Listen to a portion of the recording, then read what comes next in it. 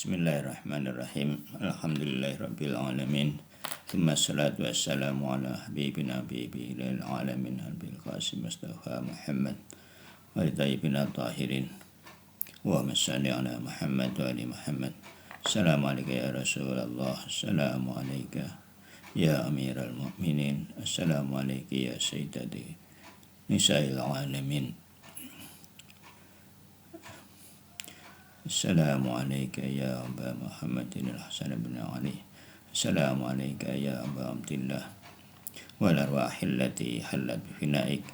Alaikum minni jami'an salamullahi abada ma baqitu wa baqiyal lailu wan nahar wa la jalallahu akhiral ati minna li ziyaratikum. Assalamu ala Husain wa ala ali ibn al-Husain wa ala auladil Husain wa ala ashabil Husain. Ya Rabbal Husain bihaqil Husain isfi suduril Husain biduhuril hujjah. Ya'udzu billahi minasyaitonir rajim. Allahumma shalli ala Muhammad wa ali Muhammad. Allahumma akhrijni min dhulumatil wahmi wa akrimni bi nuril fahmi. Allahumma iftah alaina abwaaba rahmatik wansur alaina khazana ulumik bi rahmatika ya arhamar rahimin. Wala haula wala quwata illa billahil azim. Ya, kita Assalamualaikum warahmatullahi wabarakatuh. Ya, kita teruskan tentang niat ya. Kita kembali lagi ke niat. Jadi bil jumlah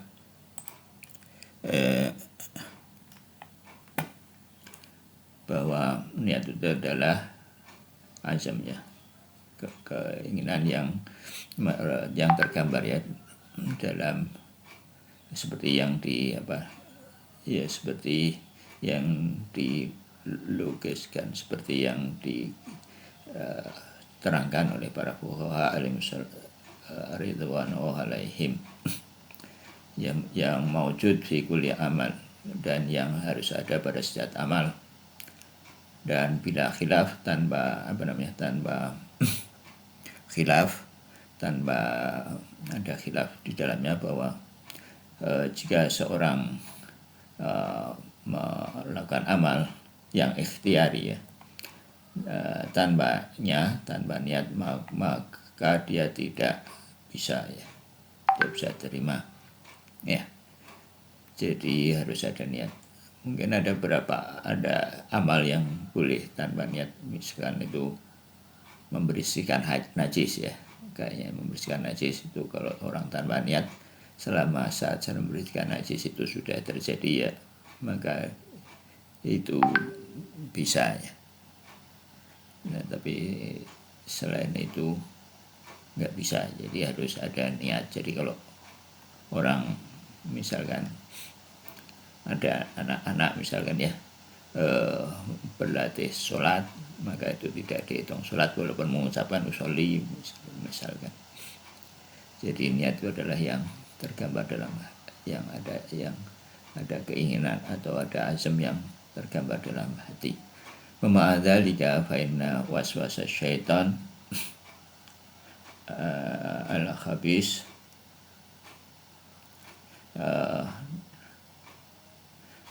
wa ta'aba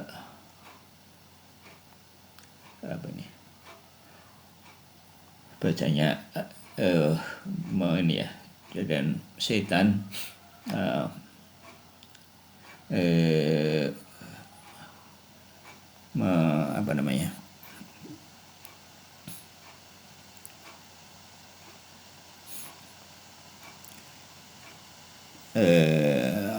itu setan akan merusak amal-amal kita ya, dengan mulai dari merusak niatnya. Dan adalah orang yang berakal ya, mahkuman lahuma, dan dia hendaknya dia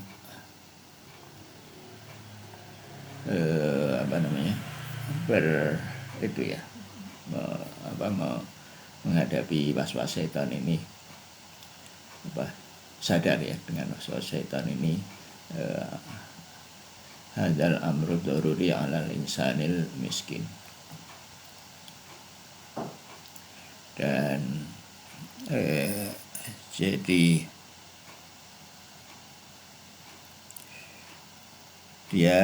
setan bersumpah ya, dia akan merusak semua amal-amal manusia dan semua perbuatan-perbuatan kita.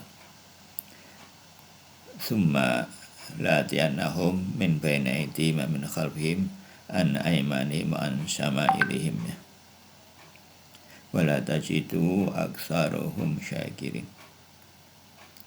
Jadi setan telah bersumpah akan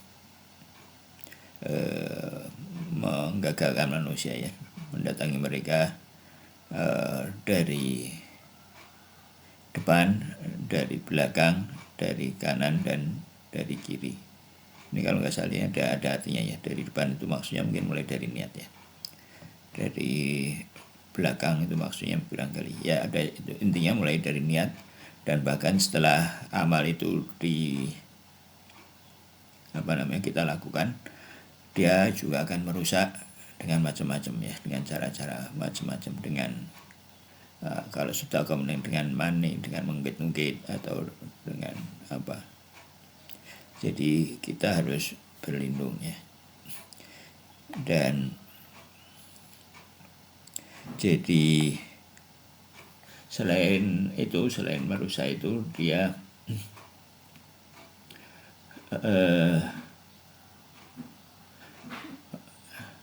min iwadon, jadi akan merusak itu iwadon min annahu yasrifu umrahu fi ma'arifi tauhid wa amil haqqi wa sa'yi wa ra'ah.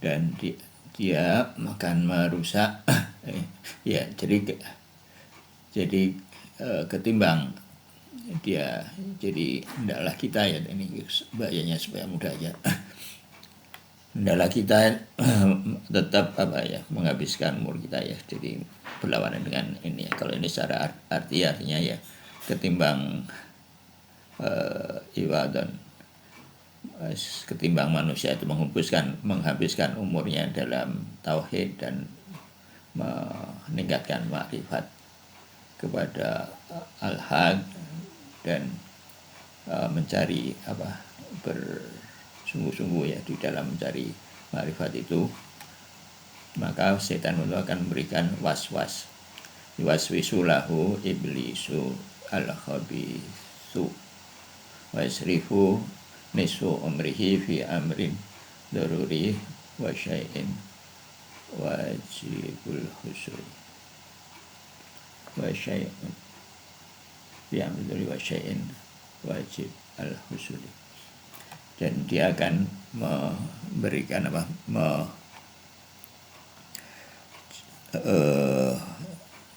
jadi supaya orang itu tidak menghabiskan umurnya dalam makrifat tauhid dan makrifat al-haq dan bersungguh-sungguh dalam mencari itu, maka setan itu akan memberikan was-was dan supaya menghabiskan umurnya dalam perbuatan yang sia-sia ya. Dan ya, jadi banyak jadi caranya was-wasa itu. Yang pertama, menganggap setan akan menganggap bahwa niat itu tidak penting gitu ya, yang penting melakukan. Jadi seperti kalau kita ya, ini bukan berarti yang bicara ini sudah bersih dari itu. Ini juga untuk peringatan untuk saya sendiri bahwa ya sehari-hari kita lihat misalkan ya orang atau saya, kita kerja ya, asal kerja dari tanpa niat, melakukan rutinitas sehari-hari, menganggap niat itu hal yang tidak penting. Nah, maka ya kerja itu ya tidak ada nilai ibadahnya, tidak ada bentuk akhiratnya ya. Ya, jadi itu salah satu caranya. Jadi tidak ada kesadaran, tidak ada niat dalam hati tadi itu ya,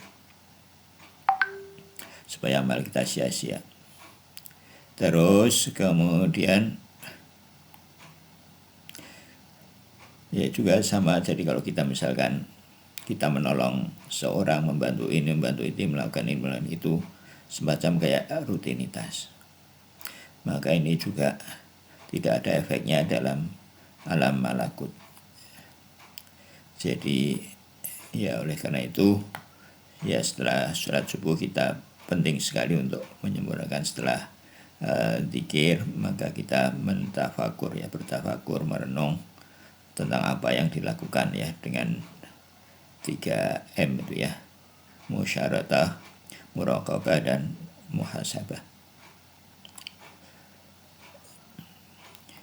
Jadi kita berjanji dalam di situ ya, kita berjanji pada Allah Subhanahu wa taala bahwa kita akan hari ini apa yang kita lakukan, kita niatkan untuk Allah Subhanahu wa taala, untuk perbuatan Allah sesuai dengan ridha Allah, maka itu akan menjadi ibadah.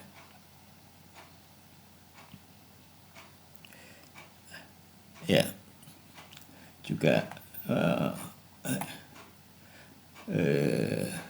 terus ya itu mungkin, jadi ya kita ingat ya dalam surat Al-Kahfi itu, alladzina dhalla sa'yuhum fil hayati dunya wa hum yahsabuna annahum yuhsinuna husna. Ya artinya yaitu orang yang ya, banyak orang menyangka bahwa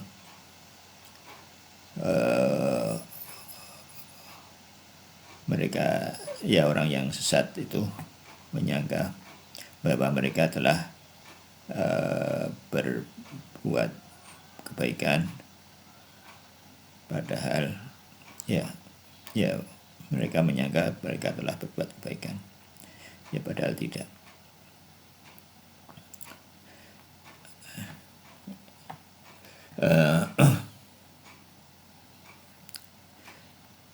Itu satu cara ya.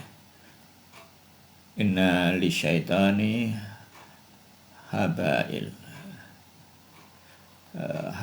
ya, maka itun kasiratun fayalzimu ahadan litarki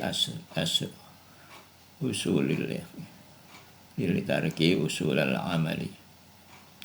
Dan setan punya banyak cara ya, habail jamak dari hablum ya, tali-tali, maka banyak tipu daya yang banyak.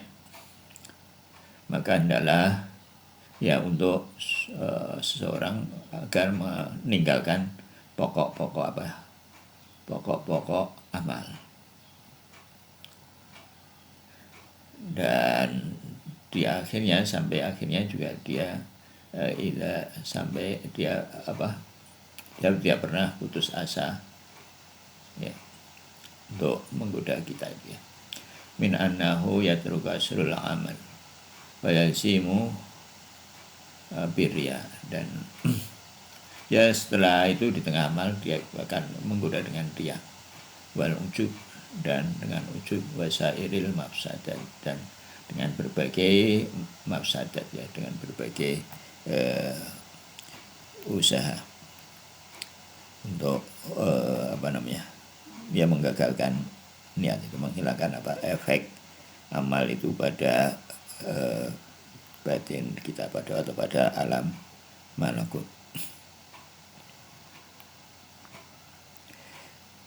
Ya, jadi ya tujuan amal kita ya ini untuk tauhid ini ya, dan untuk tauhid dan ma'rifatul haq ya. Jadi ini tujuan yang penting. Dan kalau tujuannya itu bukan ini, bukan tauhid, kalau tujuannya itu sekedar surga yang hewani ya, seperti surga yang yang kenikmatan yang hewani itu seperti itu. Nah itu kata Ustaz Abbasi itu tidak perlu ribuan nabi diutus, tidak perlu para imam begitu panjang ya mengajari kita ya, dari Rasulullah sampai ghaibnya Imam Mahdi Al-Jawad Syarif itu kan sekitar 250-an tahun. Nah itu sebagian besar hadis-hadis itu ya supaya ma'rifat tauhid ini ya. Kalau sekedar itu kata Ustaz Abbasi, kalau sekedar surga hewani itu nggak perlu banyak, cukup beberapa SOP, beberapa fikih diajarkan sebentar selesai. Tapi yang perlu perjuangan ini ma'rifat tauhid ya. Ma'arif tauhid dan ma'arifil haq. Ya supaya orang benar-benar bertauhid dan meningkat ma'rifatnya kepada Allah Subhanahu wa taala, dan ma'rifat ini tidak ada batasnya. Ya.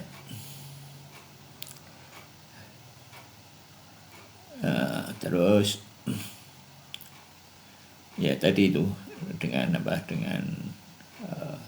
riya, dengan ujub.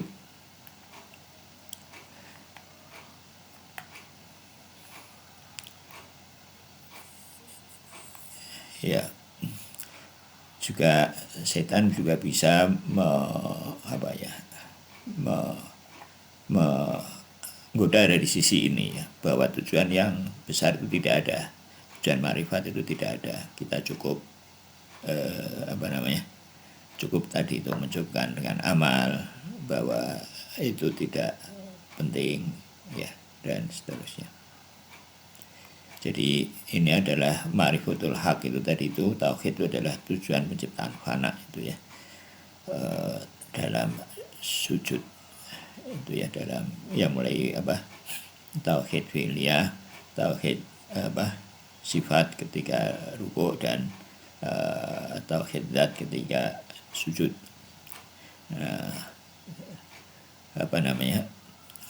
Setan akan menggoda juga orang dari sisi itu, bahwa itu tidak ada. Nah, kalau itu tidak ada ya, maka dia juga orang mencukupkan dengan surga hewani itu, maka ya itu juga merupakan godaan setan ya. Jadi orang akan menghabiskan tujuannya ya setelah selesai sholat secara fikih, terus menghabiskan umurnya pada hal-hal yang tidak bermakna ya. Jadi katanya memang setan ini jenius ya.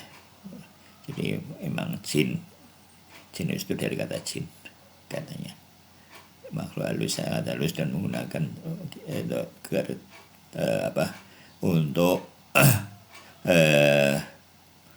menggunakan kecerdasannya itu untuk menipu kita. Nah, tapi kecerdasan setan itu bukan kecerdasan yang sifatnya akli ya, dia kecerdasan yang sifatnya wahmi. Jadi dia bisa menyesatkan orang-orang yang masih dalam aktivitasnya itu masih sekitar wahmi. Dan memang setan masuk dari waham itu ya, dihayal, menghayal bahwa orang bisa mendapatkan kenikmatan dengan hal-hal, bahkan dalam hal-hal yang duniawi, misalkan menganggap hal-hal yang misalkan waham ya, katakanlah lomba-lomba tertentu, nanti kalau juara bisa bahagia dan seterusnya, itu kan waham ya. ya yang lain-lain. Pada hal-hal yang sifatnya materi, dia akan bekerja di situ, setan itu. Jadi kalau kita kita itu rasio kita itu masih dikendalikan oleh waham kita, maka itu adalah maka kemungkinan besar kita akan gampang tergoda oleh setan. Jadi manusia bisa meningkat di atas waham ya. Jadi mulai dari rasio ke atas. Waham itu di bawah rasio ya. Jadi orang yang menuruti wahamnya itu akalnya tidak jalan. Waham ke bawah itu menjadi waham ini dekat ke ke potensi hewani. Kalau kita nurut waham, maka kita akan sisi hewani kita yang akan berkembang, dan kita akan mudah ditipu oleh setan. Atau cara lain itu adalah menganggap bahwa amal-amal itu berat, gitu, kelihatan berat, sehingga ya orang meninggalkan amal karena merasa amal itu berat. Jadi amal itu pada umumnya kalau kita kalau kita sedikit serius saja gitu ya, kita lakukan dengan cara-cara yang dulu itu sudah diajarkan, mulai dari yang sederhana, yang mudah dirutinkan, nanti makin kesana makin ditambah. Jadi kalau misalkan 2 rakaat salat subuh atau sebelum subuh, terus nanti misalkan mulai 2 rakaat salat malam, witirnya ditambah nanti, dirutinkan nanti, insya Allah itu akan mudah ya. Nah, kalau belum apa-apa kita menganggap bahwa amal-amal itu berat ya, termasuk misalkan ya datang ke majelis-majelis dan seterusnya ya, atau amal-amal sosial lainnya. Nah itu juga menganggap itu semua kegiatan berat, itu juga salah satu cara Al-Quran, salah satu cara setan untuk menggoda kita. Juga cara lain, jadi memang banyak caranya. Cara lain merasa bahwa ibadah-ibadah itu nggak ada hasilnya ya, tidak ada efeknya, terus kita tinggalkan.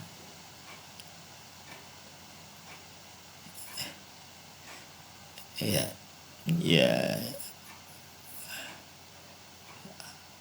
jadi ya termasuk bertobat dari amal baik itu bisa menggugurkan pahala ya. Tahu gitu saya tidak bersedekah misalkan, nah itu bertobat dari amal baik. Iya macam-macam itunya ya.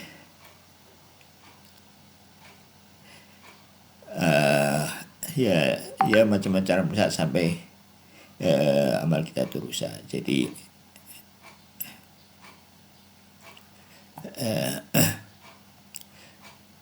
Sultan tadi tidak pernah putus asa ya.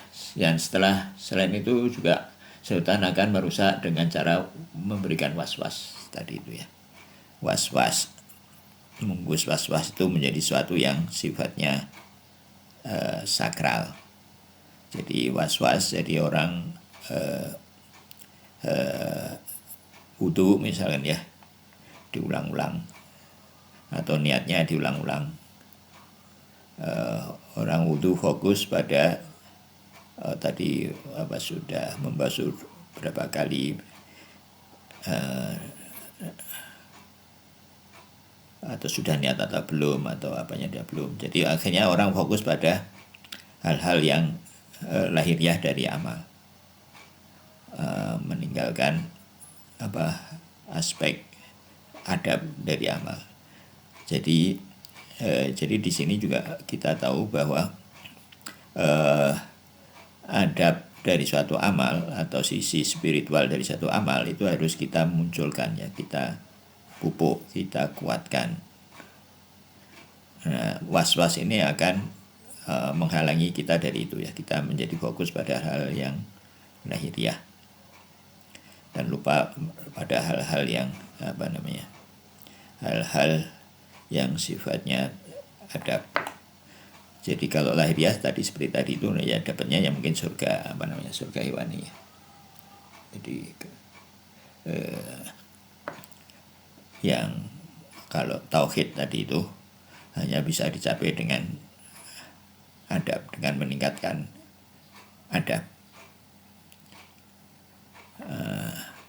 Jadi kebanyakan tuntunan ini kan bicara tentang adab ya, bicara tentang adab, bicara baik dari ayat Al-Quran maupun riwayat ini yang yang perlu bimbingan, yang perlu bimbingan yang agak yang nggak selesai, yang nggak ada ujungnya. Ini adalah bimbingan untuk masalah adab yang sifatnya spiritual, yang sifatnya maknawi. Dan ya ini yang membedakan orang orang awam dengan saleh, atau ya seperti itu. Ya.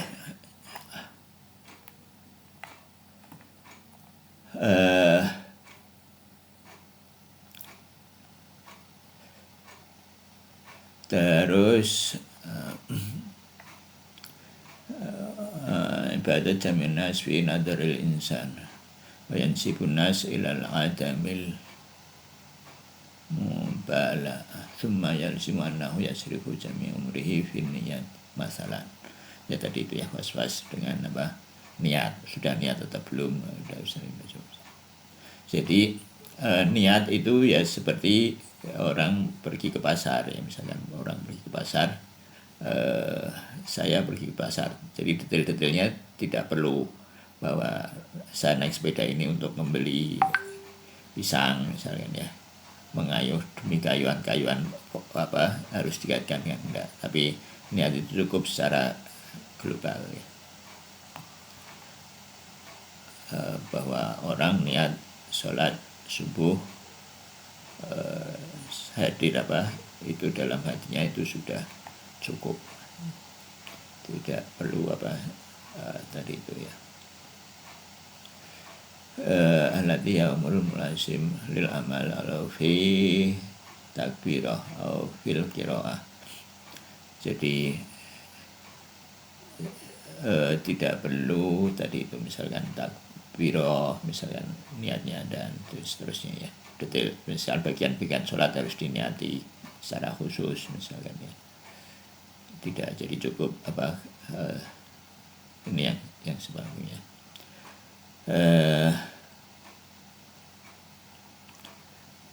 Wa bil akhirah la yarda anil insan illa bil jannah yabtilu amalihi bi ahdal tariqul madhkurah. Ya, jadi itu cara setan.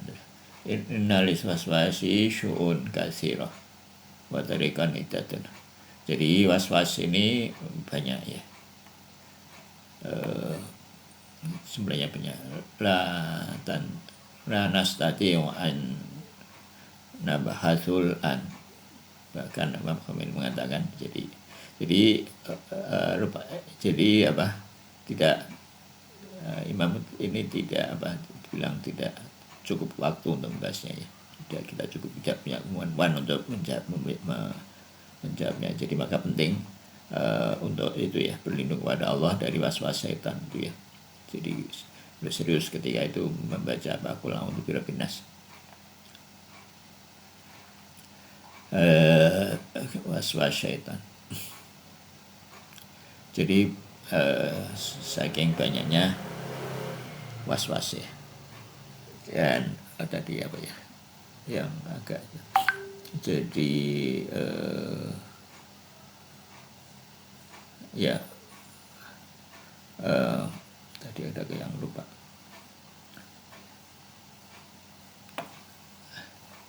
Walakin al-waswasu bihin niyat la'allaha akthar wa adhuka wa ajabuha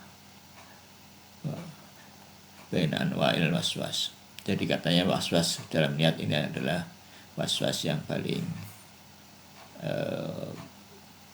banyak ya, paling ya. Liannahu idza arada ahadun ayyaquma bi kulli quwwatin fi jami' umurihi ayatiya bi amri wahidin ikhtiyari biduni niyat la yumkin lahu ayyakuna hadza fi iddatihi wa ma'dzalika tarah wahidan miskinan maridan maridun nafsi.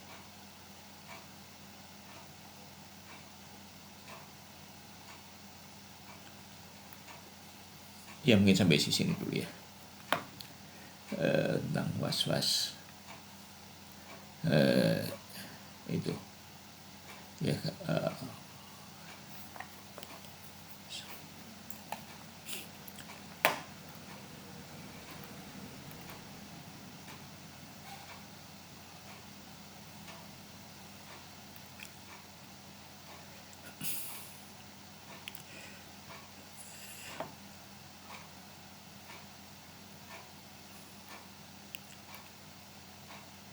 Ya, sangat banyak.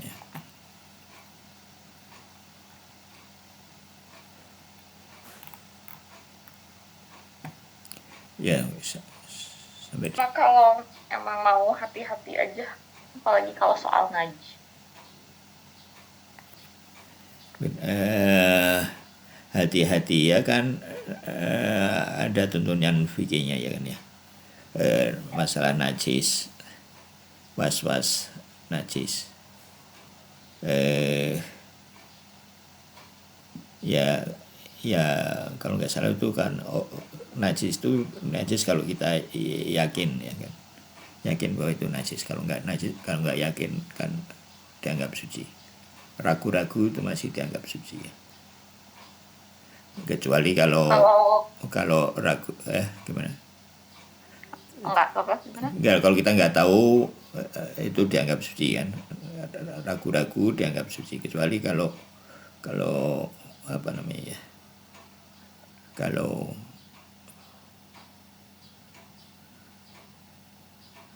gimana ya, ya kalau memang biasanya najis ya maka tidak perlu dianggap najis. Kalau misalnya lagi pergi gitu, terus misal ke Jepang, terus tempat nginepnya kan pasti dibersihin sama orang Jepang, terus makanannya juga, terus gimana kan udah pasti najis kalau gitu. Wah, itu agak berat, itu agak susah kalau itu ya. Ya nanti coba itu. Kalau dulu sih kata Ustadz Otong itu, dia punya kawan, dia punya teman orang Jepang, dia bilang dia nggak bicara terus, tapi diantaranya dia bilang makanan-makanan yang kayak onigiri gitu tuh, dia bilang yang bisa dibeli di supermarket itu ya sepanjang tidak mengandung materi yang haram ya bisa dimakan katanya. Kata teman dia itu Syiah, dan Syiahnya ya termasuk apa namanya, bukan orang biasa lah ya, orang yang dia sudah belajar, dia usah. Orang Syiahnya orang Jepang? Orang Jepang ya, orang asli. Sulit sekali. Sekarang kan katanya di Jepang banyak restoran halal. Terus itu gimana? Kan pekerjanya orang Jepang juga, biasanya ateis. Jadi udah dijamin halal bahan-bahannya, tapi masih dimasak sama orang Jepang. Masa kita mau nyuruh dia syahadat dulu gitu atau gimana? Nggak tahu ya kalau itu, coba nanti tanya. Kalau yang begitu agak susah. Memang agak sulit kalau dalam itu ya. Ini was-was dalam niat. Kalau was-was dalam ya kalau itu yang gitu agak susah. Kalau dulu waktu di Jepang emang nggak ya cuma beberapa kali ya makan onigiri itu cuma sekali. Jadi setelah itu memang masak sendiri sih. Emang di Syiah tuh ini ya, emang dibikin supaya orang enggan supaya bergaul sama orang agama lain gitu, biar jangan bercampur, tidak boleh saling mengenal gitu atau gimana? Hikmahnya apa sih? Nggak paham. Kenapa itu makanannya najis itu?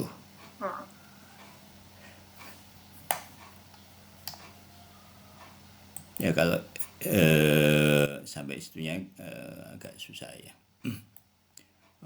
Apakah itu? Tapi kalau secara ayatnya itu ada ya dalam surat At-Taubah. Ya ayyuhalladzina amanu innamal musyrikuna najasun ya. Itu dalam surat At-Taubah ayat 28.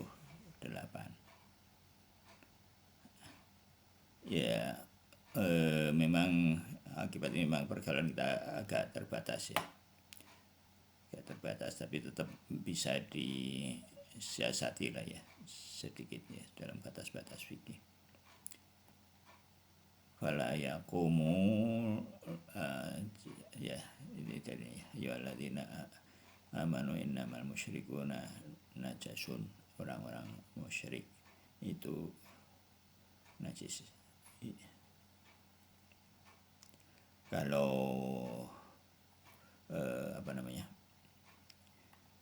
kalau kenapanya ya agak sulit ya, tapi memang orang-orang musyrik ini kan ya ya begitulah ya. Jadi mungkin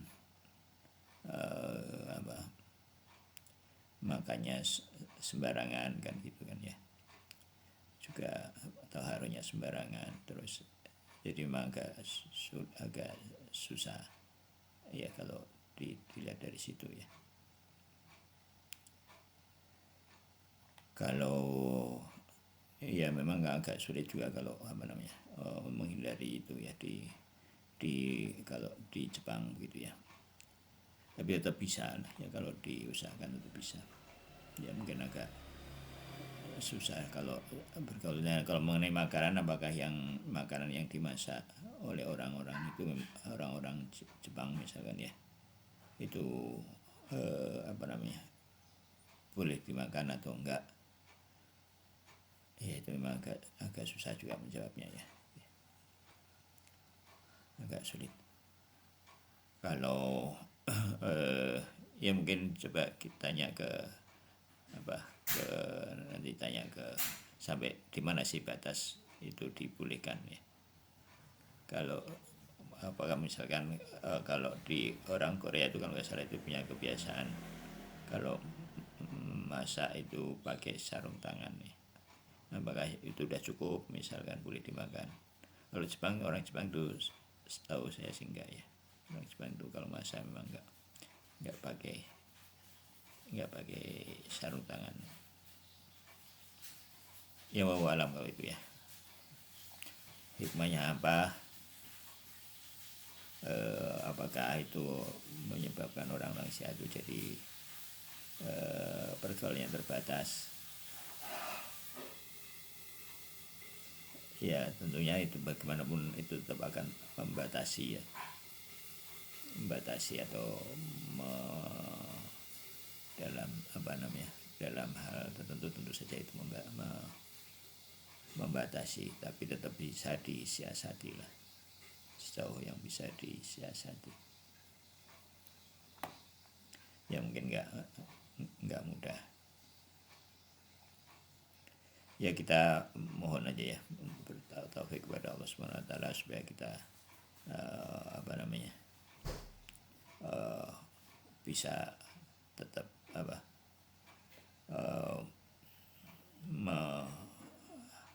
tidak keluar dari batas-batas taat itu ya. Karena ya karena memang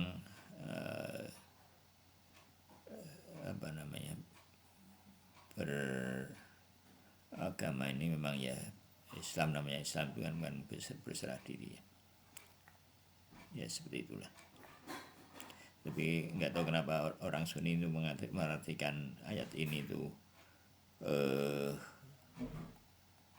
kalau di Al-Quran Quran.com ini ayat itu diartikan, dikasih dalam kurung kepercayaan ya. Kepercayaan, sesungguhnya kepercayaan, seolah-olah ngomong gitu ya, kepercayaan orang-orang kafir itu najis. Ya itu agak susah ya, karena secara zahir ayatnya begitu ya, nggak ada suatu yang implisit di situ. Innamal musyrikuna najasun, ayatnya seperti itu.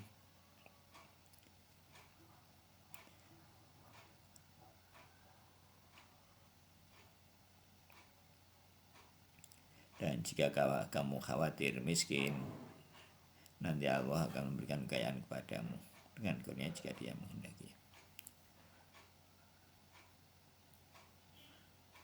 Fala yaqrabul masjidal haram ba'da amim hadza wa in khiftum ailatan.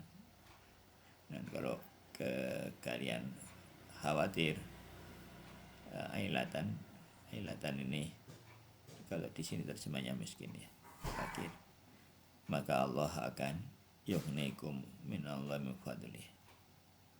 Barangkali mungkin dikaitkan dengan itu ya.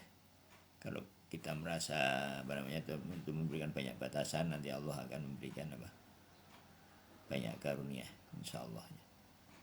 Innallaha alimun hakim, Allah Maha tahu dan Maha bijaksana. Jadi barangkali kalau engkau khawatir bahwa dengan hal itu menyebabkan ailah, maka Allah akan memberikan karunia-Nya. Ya kita nggak tahu bagaimana ya para pejabat-pejabat Iran itu mensiasati hal ini ya. Mungkin bisa ditanya. Ya mungkin itu ya sementara.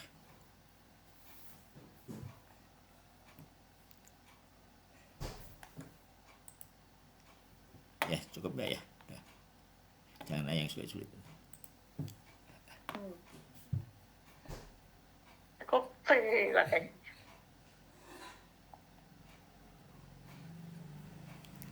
Ya baik, ya teruskan ya dengan bidaya.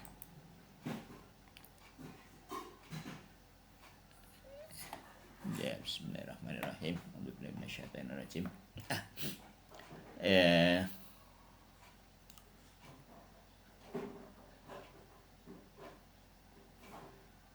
Fahadal imdad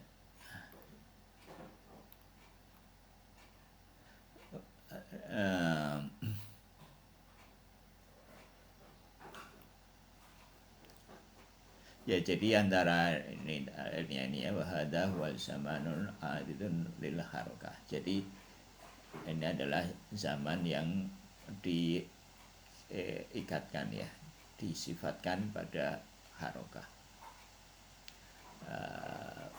Wamikdaruha, dia merupakan ukuran dari harokah. Wa kullu juz'in minhu min haitsu annahu mutawaqqifun alaihil akhar mutaqaddimun bin nisbati ilaihi min. Jadi maksudnya ini agak susah ya, maksudnya ini kalau diterjemahkan itu agak susah, tapi maksudnya itu adalah bahwa yang ini ya, dari sisi bahwa sebagian lain bergantung padanya agak susah.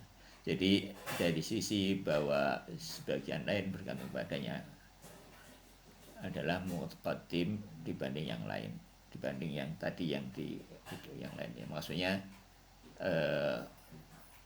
yang yang apa namanya yang akan datang itu bergantung pada yang sebelumnya. Yang sebelumnya itu bergantung yang dengan yang sebelumnya lagi. Ya, kira-kira begitulah ya. Dan yang akan datang dan yang sebelumnya itu dibatasi dengan an, momen sekarang ya, kini.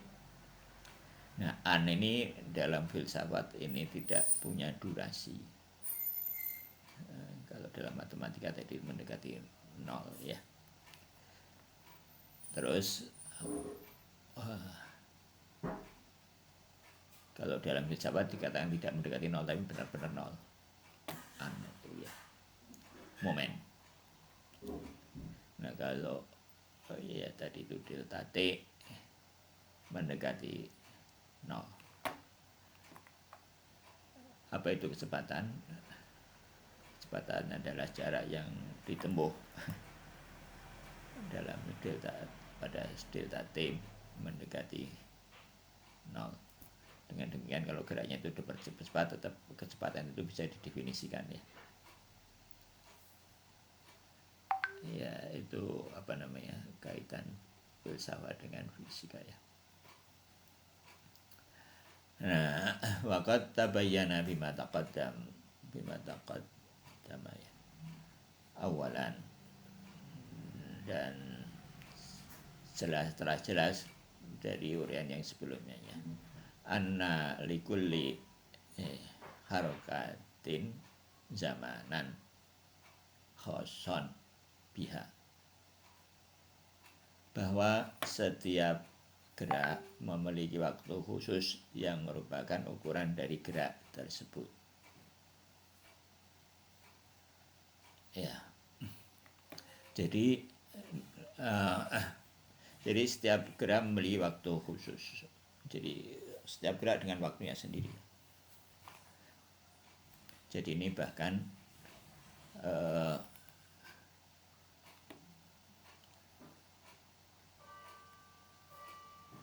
jadi ini seperti benda yang punya masa masing-masing, punya masa sendiri. Jiwa, bahkan Ustadz Somali mengatakan bahwa dia percaya bahwa gerak jiwa itu tidak sama dengan gerak raga. Ya, umur jiwa itu tidak sama dengan umur raga. Bisa saja umur jiwa itu sudah seorang dewasa tapi tubuhnya masih anak-anak. Secara jiwa dia sudah matang, tapi secara apa namanya tubuh, secara gerak fisik dia masih bayi, bahkan seperti Nabi Isa alaihissalam ya, dia sudah apa namanya sudah dewasa ketika masih bayi, bisa menjawab pertanyaan. Atau katakanlah seperti Imam Jawad alaihissalam 8 tahun enggak salah ya waktu memegang imamah itu ya. Atau Sahibul Zaman saya berumur 4 tahun ketika memegang imamahnya.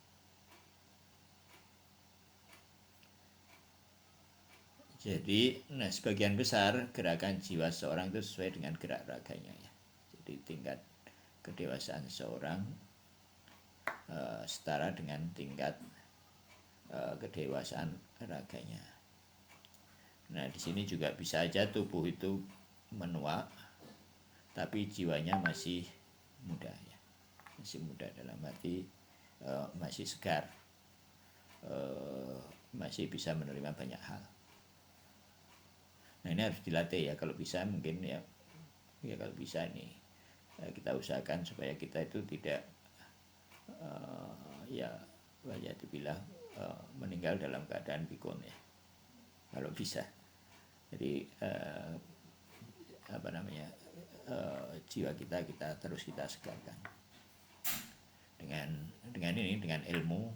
Kita kasih makanan ilmu, kita kasih makanan dikit-dikit, kita terus. Jadi memang ya intinya kan akhlak itu ya mengolah jiwa. Ya. Ya, jadi makanya itu syuhada itu keuntungannya di situ ya. Mereka meninggal dalam keadaan mulia, dalam keadaan jiwanya masih segar. Jadi di akhirat mungkin dia masih bisa berbuat macam-macam, masih bisa tumbuh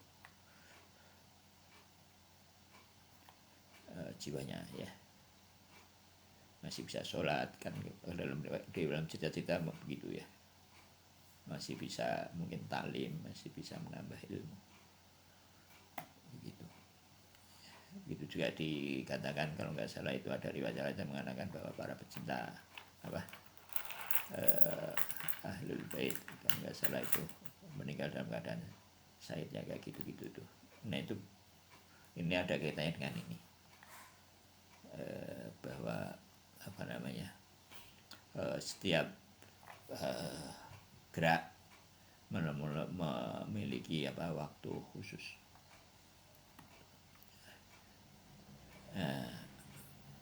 Di dunia kita umur kita itu diukur dengan umur badan, ya kan? Nah, di surga atau di akhirat umur kita diukur dengan umur jiwa. Nah, makanya ini menyebabkan, ini juga salah satu penjelasan kenapa di akhirat itu lama. Ya karena ukuran waktunya itu ukuran jiwa ya. Ukuran jiwa. Ya. Nah, terus waqad atbaqan nasu ala taqdiri amihi, ala taqdiri amatil harakat wa tu'ayyinun nasabu ya bainaha bizamanil am. Dan orang sudah bersepakat ya untuk mengukur ya, dengan mengukur gerak itu dengan gerakan-gerakan yang umum ya, dan menunjuk ya ini ada waktu yang umum ya, yang umum untuk alladzi huwa miqdarul harakatil yaumiyah, yang digunakan untuk mengukur gerakan yaumiyah, gerakan harian ya, dengan dengan rotasi bumi misalkan ya. Likaunihi ma'rufan indahum, karena gerakan yang am itu kita bisa ma'ruf ya di kalangan kita ya kan. Gerakan ya kalau kita secara visual ya gerakan matahari, tapi kalau secara ilmu pengetahuan ya gerakan rotasi bumi misalkan untuk mengukur gerak harian. Masyhadan lahum kafatan, dan secara disaksikan bagi kita ini, kita menyaksikannya secara kafah ya, secara sempurna. Kita menyaksikan gerak harian itu secara sempurna. Terus sama ini tadi. Waqad qasamahu ilal quruni wasinin ya wa syuhuri wal asabi'i wal ayami wasaati wa daqaiqi wa thawani wa ghairaha. Dan setelah kita ya telah membagi waktu itu menjadi kurun ya, kurun itu abad, sinin itu tahun, syuhur bulan, usbu minggu, ayam hari, wasa'ah ini jam, wadaqaik itu menit, su'un mungkin detik ini barangkali ya, dan seterusnya. Litakdiril haraki bitatbiqi alaiha. agar digunakan untuk mengukur waktu dan gerak-gerak yang lain.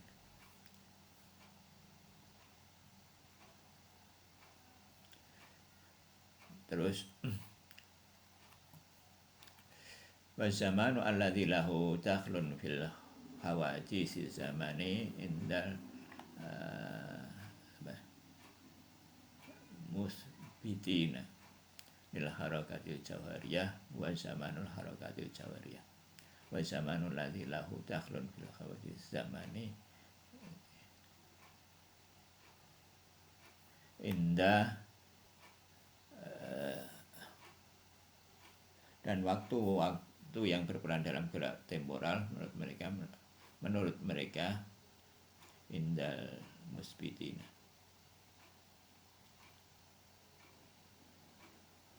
lil harakatil jawhariyah,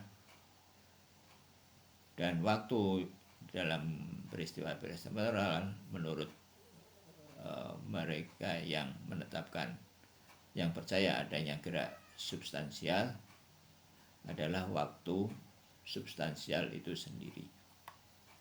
Wa zamanul harakatil jawhariyah. Ya, jadi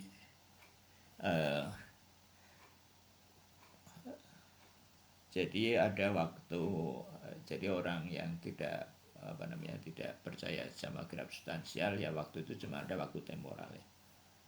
Nah, kalau yang percaya adanya gerak substansial, harakah jariyah, maka waktu itu adalah gerak dari gerak substansial itu sendiri, jadi ukuran dari waktu gerak substansial.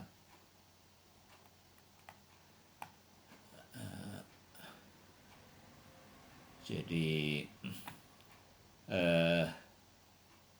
waktu yang menentukan segala peristiwa yang berlangsung bukan sekedar waktu fisik di luar, ya, melainkan waktu yang mengalir dalam gerak substansial sendiri. Jadi jadi implikasi dari adanya kepercayaan adanya keyakinan adanya gerak substansial itu, pemahaman mengenai waktu itu juga jadi berbeda ya. Jadi waktu diukur dari gerak substansial ya seperti tadi itu. Jadi orang mengukur gerak gerak, kalau orang orang yang tidak percaya adanya gerak substansial, yang mengukur waktu itu waktu temporal, seperti kita mengukur waktu itu. Nah, kalau ya yang percaya dengan substansial, ya geraknya itu ukuran waktunya ukuran waktu substansial, ukuran gerak tadi misalnya kedewasaan, dia sudah dewasa. Kalau pengertian temporal, ya umurnya sudah 30-40. Tapi kalau pengertian substansial, dia sudah dewasa, maksudnya secara substansial dia sudah dewasa, walaupun secara secara temporal dia masih muda misalkan. Ya, begitu.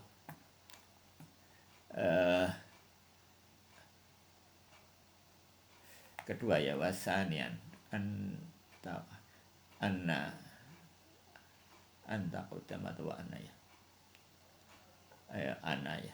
Anna taqadduma wa ta'akhkhara dzatiyani, bahwa takadum dan ta'akhur itu bersifat ta'akhuru ya, ta'akhura zat ini, duanya itu bersifat zati ya, bainal zaman, di antara bagian-bagian zaman. Jadi takadum ta'akhur itu bersifat zati ya, bukan bukan sekedar temporal, bukan sekedar arad, bukan sekedar sifat. Jadi secara zat, secara esensial itu memang ada yang ta'akhur, ada yang takadum.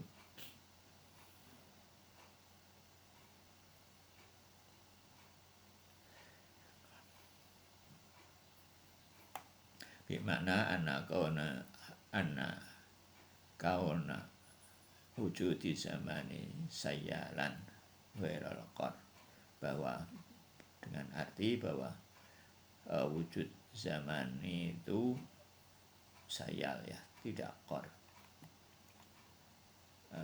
Yak tadi ayang qasima lau apa ya, in kasama lau in fa'ala ya, in kasama ilal juz'i yatawaqqafa alaihi zawalihi ala zawali wujudi ajza'il akhar bil fi'li wal mutawaqqafu alaihi wal mutaqaddimu wal mutawaqqifun wal mutaakhir.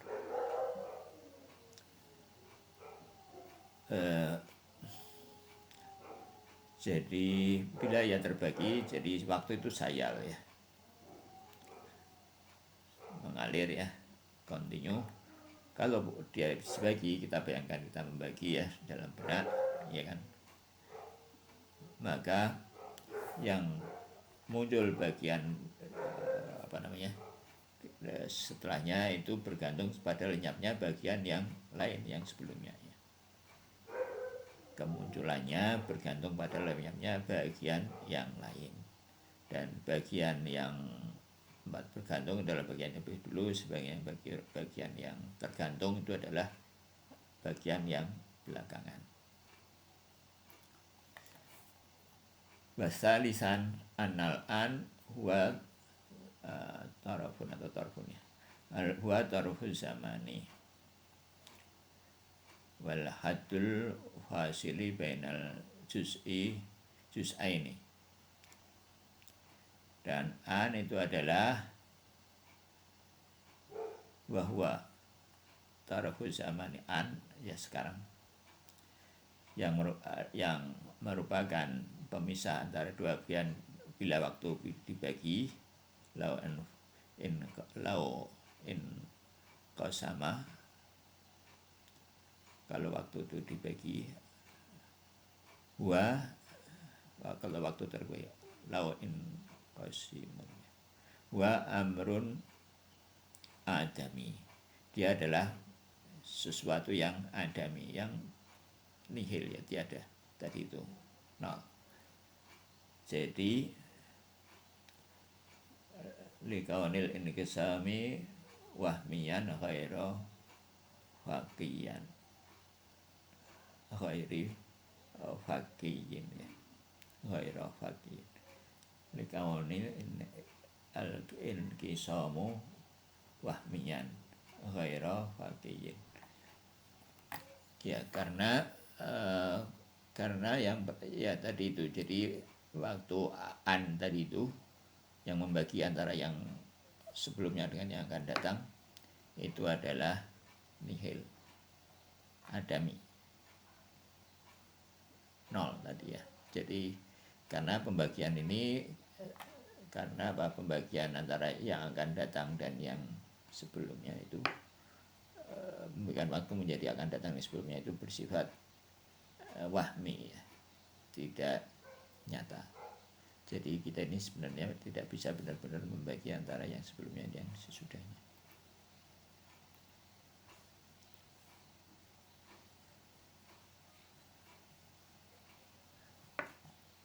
Jadi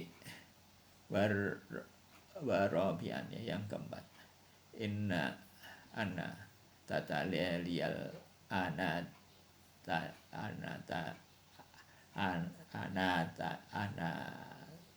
ya, wa istima'u hadaini adamayaini au aksar min ghairi tahlil juz'i min zamani hasil bina muhalun, bahwa karena dia bertemu ini ya, orang filsafat ini begitu detail ya untuk membahas sekarang. Jadi bertemunya dua bagian waktu yang misalnya keduanya itu adalah mustahil ya. Jadi bertemunya dua sekarang itu ada hal yang mustahil. ya kan, karena sekarang itu adalah an itu 0, maka bertemunya dengan 2 nol atau lebih itu adalah yang mustahil, karena 0 kan nggak bisa beririsan dengan satu sama lain. Jadi nggak ada 2 sekarang.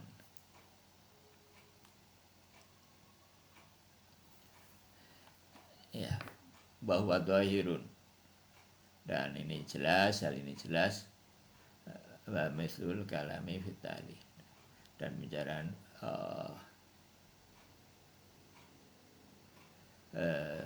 jalan seribunya bahwa apa fitalil an mutakabitun ala tarifi zamani kal usuli wal iftiraq.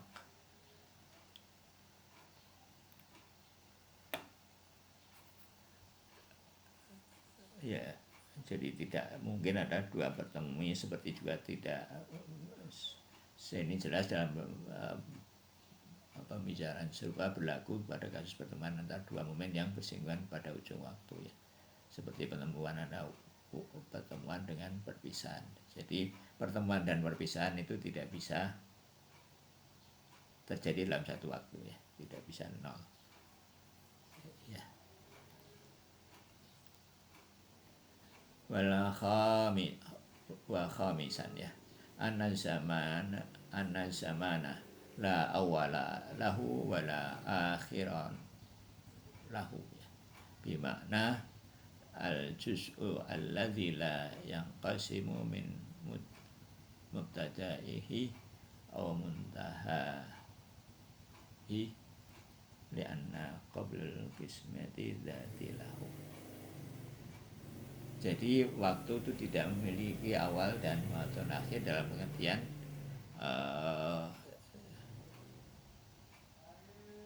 bagaimana tidak bisa dibagi lagi menjadi awal atau akhir, karena kemampuan untuk dibagi itu bersifat dzati, ya, dari waktu itu sendiri. Jadi karena waktu itu bersifat dzati, kemampuan dibagi itu bagi waktu itu bersifat dzati, sekalipun kecil dia tetap dibagi, tidak bisa dibagi, maka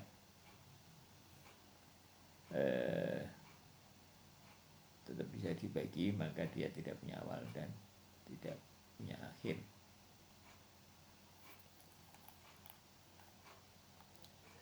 Ya, itu mengenai waktu, ya. Dokumen.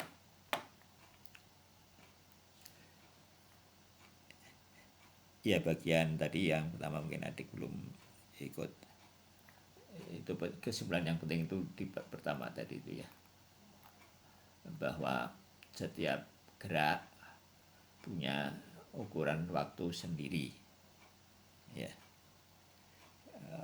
Bahkan gerak ya, Ustaz Somali, bahwa gerak fisik itu tidak sama dengan gerak jiwa. Jadi kita punya fisik, punya jiwa. Fisik kita bergerak, bertransformasi, jiwa kita juga bergerak. Itu tidak sama. Jadi ada orang, ya pada umumnya gerak fisiknya sama dengan gerak jiwanya, ya. Artinya orang kalau sudah dewasa, pada umumnya jiwanya juga dewasa. Tapi ada orang-orang yang badannya masih muda atau masih bayi tapi jiwanya sudah dewasa, ya, seperti Nabi Isa atau para a'immah alaihi wassalatu wassalam. Sayyidah Zahra misalkan, ya, walaupun usianya pendek, tapi spiritualitasnya ya tidak bisa dibayangkan, ya. Ya, begitu.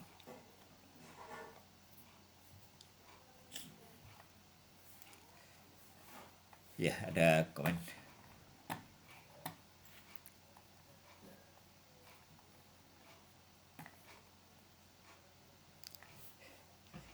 Ya, balik. Kalau nggak ada, kita tutup. Sudah, ya? Ya tadi itu, ya kalau bisa tadi itu, kalau bisa kita ya tadi itu ya, jadi orang itu juga bisa namanya jiwanya itu masih tetap muda ya. Jadi supaya jiwa tetap muda maka harus dipelihara, disegarkan dengan ilmu, dengan zikir-zikir supaya segar ya, tidak mandek, tidak stuck ya, seperti Rabar itu kan ya, banyak yang ditangani jiwanya masih tetap segar ya. Jadi kita perhatikan jiwanya sehari-hari, kita kita karena jiwa ini yang bisa menjadi dokter bagi jiwa kita itu yang cuma kita ya, dan Allah Subhanahu wa taala tentunya. Jadi kita perhatikan jiwa kita sehari-hari, jangan sampai stuck ya, jenuh, atau tadi itu menjadi menua, nanti lama-lama jadi pikun ya. Jadi itu ya, kalau bisa kita usahakan jiwa kita itu segar, dan kita kalau bisa ya di akhir hidup itu dalam keadaan jiwa kita masih segar, yang mudah-mudahan masih bisa tumbuh di alam kubur maupun di akhirat ya. Itu, nah ini tadi para syuhada, ya pada umumnya mereka kan nggak ada kan syuhada yang syahid dalam keadaan pikun, kan nggak ada. Maka di sana ya menurut yang riwayat-riwayat mereka masih diberi rezeki ya, katanya masih sholat masih bisa beramal, artinya masih bisa tumbuh di akhirat ya. Terus tadi itu apalagi tadi itu ya, waktu di dunia kita diukur dengan waktu fisik, kalau di akhirat kita diukur dengan waktu jiwa ya. Jiwa makanya di akhirat itu jadi kekal, dan perubahan itu ya karena kekal ya, perubahan itu lambat ya kalaupun ada. Jadi memperbaiki diri di dunia lebih jauh lebih mudah ketimbang memperbaiki diri di alam barzah, apalagi di akhirat ya. Ya begitu. Ya semoga Allah memberi taufik kepada kita semua untuk jadi lebih baik ya.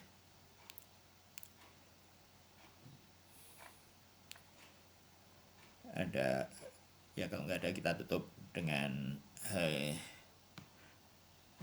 dengan baca Alhamdulillah dan Al-Fatihah yang kembalinya kita hadiahkan kepada Rasulullah dan para imam salam, juga pada guru-guru kita, pada orang-orang tua kita, pada anak-anak, pada putra-putri kita semua, pada turunan kita, dan pada saudara-saudara yang sakit dan yang kesulitan. Semoga Allah angkat kesulitan mereka, dan bagi kita semua semoga Allah beri taufik kepada kita untuk selalu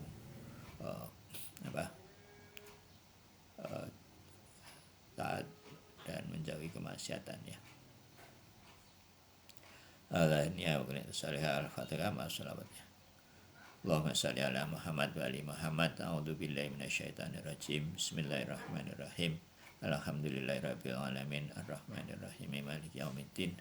Iyyaka na'budu wa iyyaka nasta'in ihdinas siratal mustaqim. Siratal ladzina an'amta 'alaihim ghairil maghdubi 'alaihim waladdallin. Subhana rabbika rabbil izzati amma yasifun wa salamun alal mursalin walhamdulillahirabbil alamin. Wa'alaikum minkum. Assalamualaikum warahmatullahi wabarakatuh.